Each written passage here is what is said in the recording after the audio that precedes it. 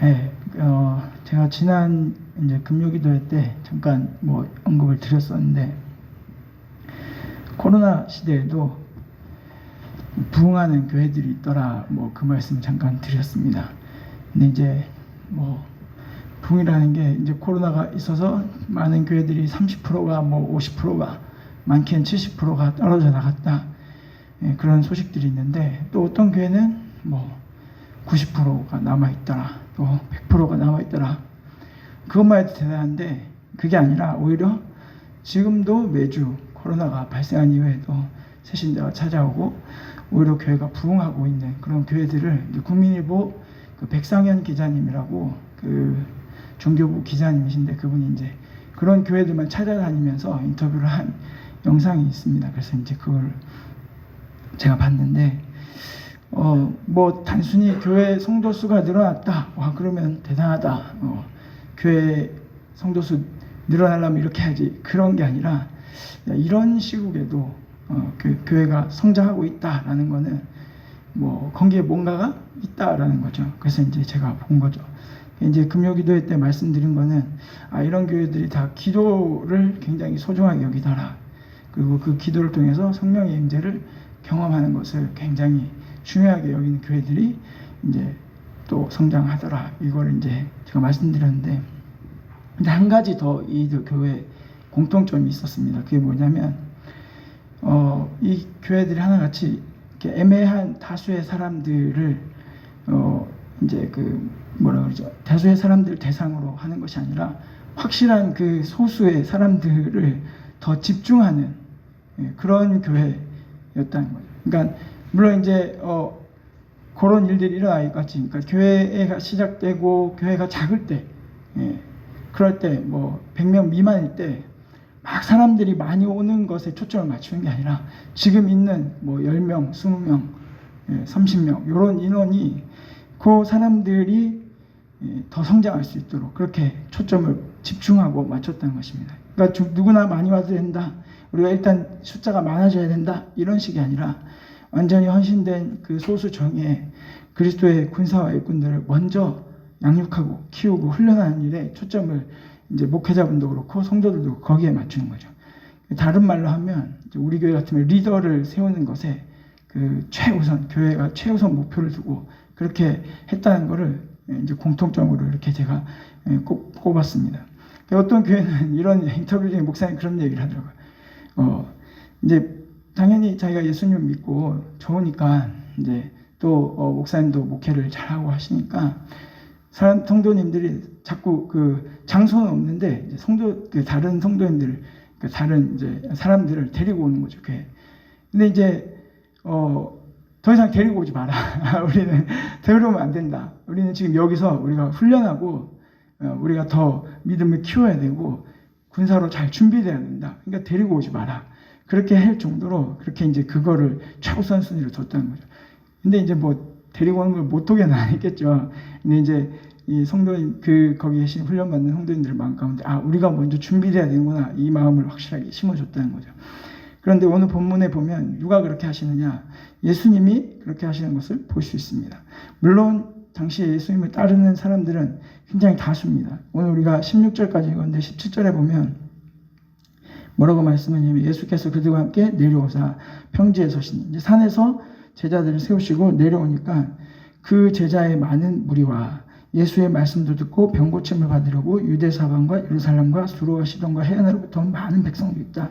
그러니까 이제 예수님께 치료받고 또 예수님 설교 듣고 하는 사람들의 무리와 그 다음에 그 예수님의 제자의 수많은 무리, 이걸 지금 구별해서 이야기하고 있지 않습니까?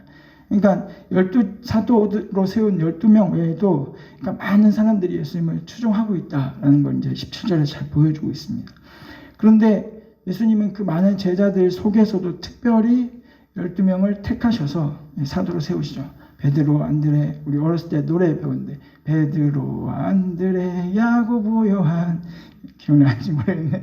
빌립과 바돌로메, 마테와 도마, 알페오의 아들 야고보와 뭐 이런 노래 배웠었는데, 시몬과 유다와 가롯 유다라, 저는 그렇게 배웠습니다. 그래서 이 사람들을 세우는 게 얼마나 중요한 일이었는 거예요, 예수님께. 우리가 1절에 보면 알 수 있죠. 1절에 보면 예수님이 이들을 세우시기 위해서 하나님 앞에서 밤이 새도록 그렇게 하나님께 기도했습니다. 예수님께서 기도하셨다는 내용은 성경에 굉장히 많이 나오죠. 뭐 밤에도 산에서 기도하셨다, 한적한 곳에서, 새벽에 한적한 곳에서 기도하셨다. 근데 밤이 새도록 기도하셨다는 그 표현이 직접적으로 등장하는 말씀은 여기 이곳 한 곳에 있습니다. 한 곳밖에 없습니다. 제가 다 찾아본 건 아니지만 제가 찾아보니까 여기 한 군데뿐이더라고요. 그래서 물론 딱 한 번 뭐 예수님 평생에 딱 한 번 철야 기도를 하셨다 이런 의미는 아니고, 그만큼 이 밤이 새도록 기도하셨다는 것을 표현했다는 것은 이제 그만큼 중요하다는 거죠. 사실 겟세마네 동산에서 십자가 지기 전에도 밤이 새도록 기도하지는 않으셨어요. 그러면 이제 기도가 끝나시네 마음이 확정된 다음에 이제 제자들에게 보라, 이제는 이제 자고 쉬고 쉴 때가 됐다, 그러면서 이제 그렇게 하지 않으십니까? 그런데 이번에는 밤을 새신 거죠. 12사도를 세우는 일이 그만큼 중요하다는 것입니다. 이것은 저와 여러분에게도 똑같이 적용되는 것 같습니다. 주님이 제자를 세우는 일을 가장 우선순위에 두셨다면 우리도 그렇게 해야 하는 거죠. 앞서 말씀드린 교회들이 그렇게 했던 것처럼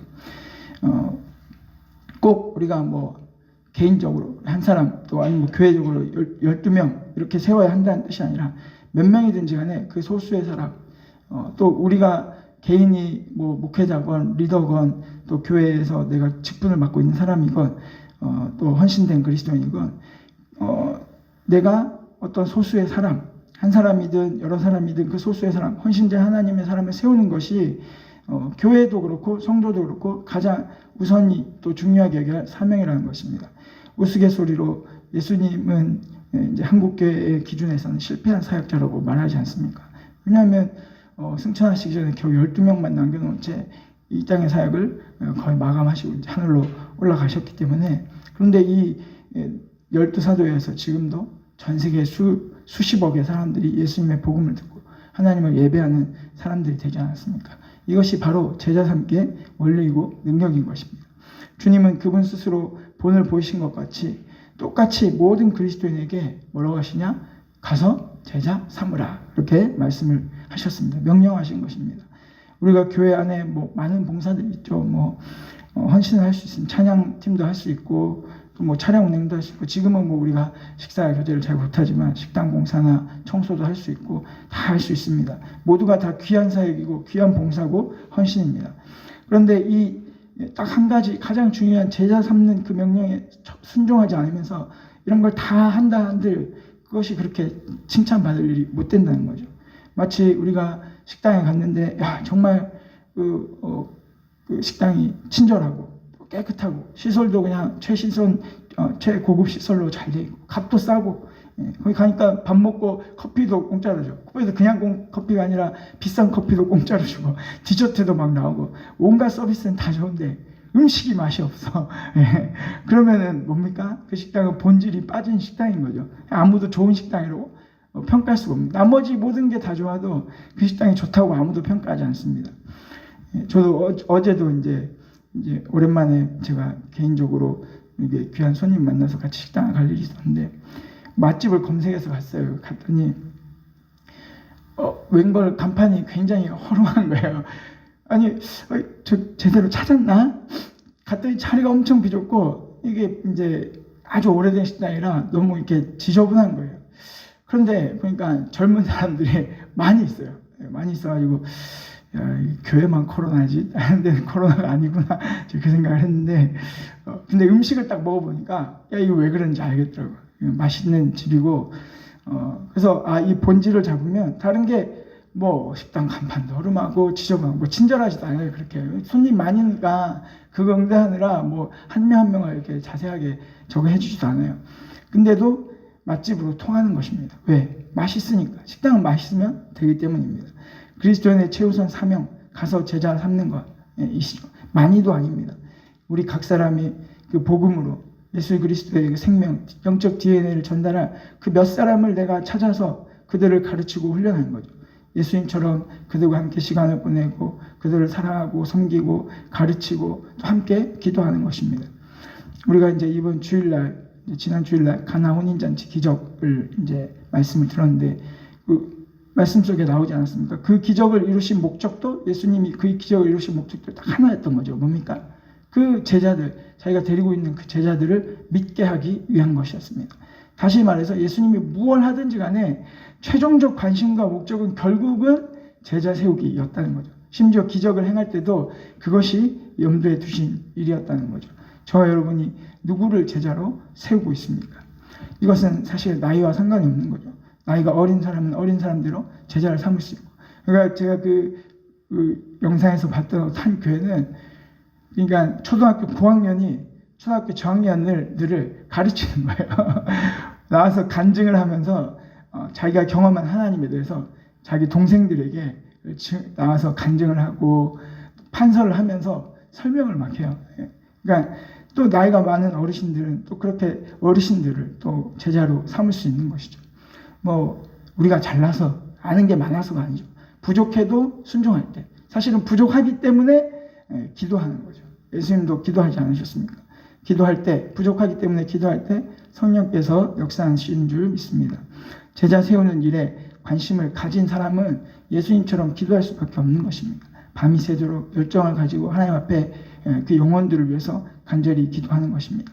참고로 이 11절에 보면, 우리 이제 읽은 본문 바로 앞에 있는 사건이 뭐냐면, 이제 어제 말씀처럼 안식일에 관한 내용. 그래서 예수님이 안식을 어긴 것 때문에 서기관과 바리새인들이 11절에 보니까 그들은 노기가 가득하여 예수를 어떻게 할까 하고 서로 의논하더라. 그러니까 상태가 지금 사람들이, 여기는 지금 노기가 가득했다 그랬지만 우리가 어제 말씀을 드렸지만 죽이려고 의논한 거지 않습니까? 그러니까 예수님이 기도하는 이 밤처럼 캄캄한 현실에서 세상의 위협이 있는데도 불구하고 굴복하지 않고 묵묵히 제자 세우는 그 사명을 완수하기 위해서, 그 중대한 결정을 위해서 기도로 승부하고 계신 것입니다. 코로나19의 위기 속에서도 우리가 붙들어야 할 것은 기도와 제자 세우기인 것입니다. 때로 우리가 기도의 문이 막힐 만큼 참 기막힌 일을 당하기도 하고, 개인적으로도 그렇고 뭐 교회적으로도 그렇고, 그렇죠. 지금이 그럴 때죠. 그런 상황에서 우리가 할 수 있는 최선의 또 유일한 일 역시 기도밖에 없는 것입니다. 저와 여러분의 기도가 이러한 기도가 되기를 주님의 이름으로 축복합니다.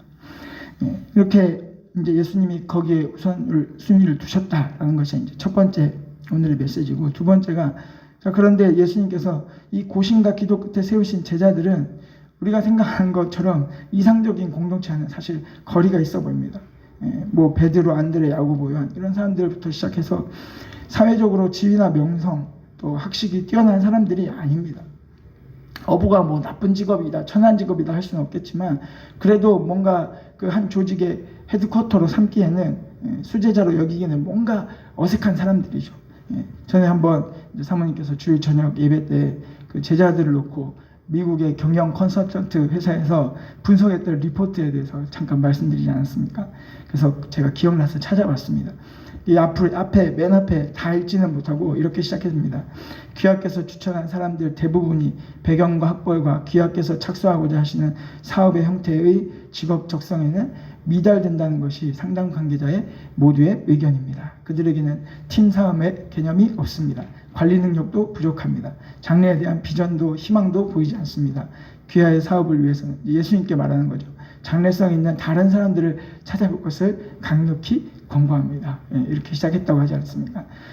그러니까 지금 오늘날의 기준으로 사람들이 리더를 세우고 뭔가 제대로 된 공동체를 세우기 위해서 그 사람들을 꾸릴 때 전혀 쓸모없는 것 같은 사람들을 예수님께서 모으셨다는 거죠. 그래서 뭐 거기 보면 이런 내용 나와요. 베드로는 참 불안하고 성급하다, 뭐 안드레는 리더십이 없다, 요한과 야고보는 이기적이다, 또 도마는 불신한다, 마태는 출신이 그래서 공동체 사람들이 용납해 줄 수 없다, 뭐 하여튼 뭐 그런 내용들이 막 계속 나옵니다. 그러니까 실패할 수밖에 없다는 거죠. 근데 딱 한 사람은 가능성을 굉장히 높게 평가하죠. 누굽니까? 이 사람 정말 능력도 있고 야망도 있고 학식도 있고 상식도 있다, 그 가룟 유다였죠. 이제 주님께서 이러한 다량한 사람들, 연약한 사람들, 부족한 사람들을 다 알면서도 모아서 사도로 세우시는 거죠. 심지어 가룟 유다 같은 사람은 자기 일을 팔자임을 아시면서도 제자로 부르셨습니다. 인간적인 조건, 이것을 기준으로 삼지 않으신 것입니다. 오직 기도로 하나님의 뜻을 묻고 순종하고 계신 것입니다. 우리는 사람을 인간적인 조건을 보면서 판단을 하죠. 야, 이 사람이 얼마나 사회적으로, 경제적으로 능력이 있고 역량이 있고 지위가 있는가. 우리가 안 따지는 것 같지만, 안 따질 것 같지만, 누구나가 다 우리 안에 사람을 대할 때 그런 편견을 가지고 바라봅니다.